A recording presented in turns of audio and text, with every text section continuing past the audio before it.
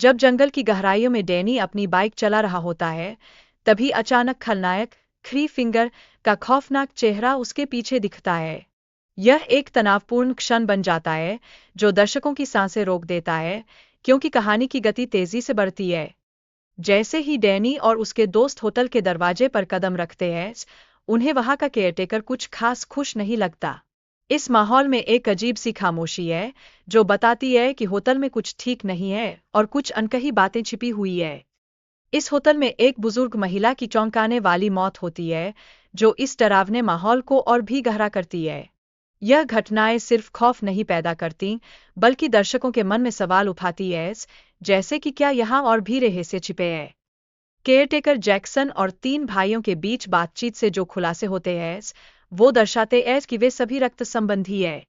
यह जटिलता उनकी मानसिकता और रिश्तों को और गहराई देती है, जिससे कहानी की परतें और भी रोमांचक होती जाती है। डैनी की शिकारी शिक्षा तब अचानक एक खतरनाक मोड़ ले लेती है, जब उसे असल में इंसानों को मारने की कला सिखाई जाती है।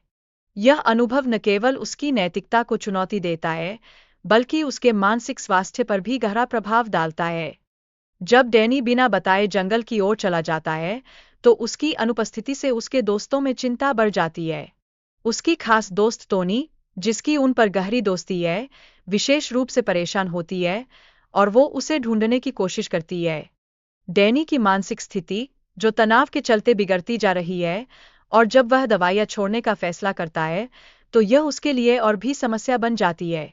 इस समय उसकी शिकारी गतिविधियों की जटिलताएं और गहराती जाती है, जिससे उसे बचने का एक रास्ता तलाशना पड़ता है। जैसे जैसे कहानी आगे बढ़ती है, डैनी के दोस्तों में से दो लालची होते हैं, जो होटल में छिपे हुए कीमती सामान की तलाश में निकल पड़ते हैं। उनकी यह खोज उन्हें एक अदृश्य खजाने की ओर ले जाती है, जो उनके लिए खतरनाक साबित हो सकता है। सैली, जो डैनी के बारे में चिंता करती है, उसे बचाने की कोशिश में लगी रहती है। वह अपने परिवार की अनोखी पृष्ठभूमि के साथ डैनी को संकट से बाहर निकालने का हर संभव प्रयास करती है, और उनके बीच एक गहरा संबंध स्थापित होता है। डैनी को यह बताया जाता है कि वह और सैली शुद्ध रक्त एच। यह जानकर उनके बीच न केवल एक भावनात्मक बंधन बनता है, बल्कि यह उनके रिश्ते की भावी पीढ़ियों को भी प्रभावित करता है।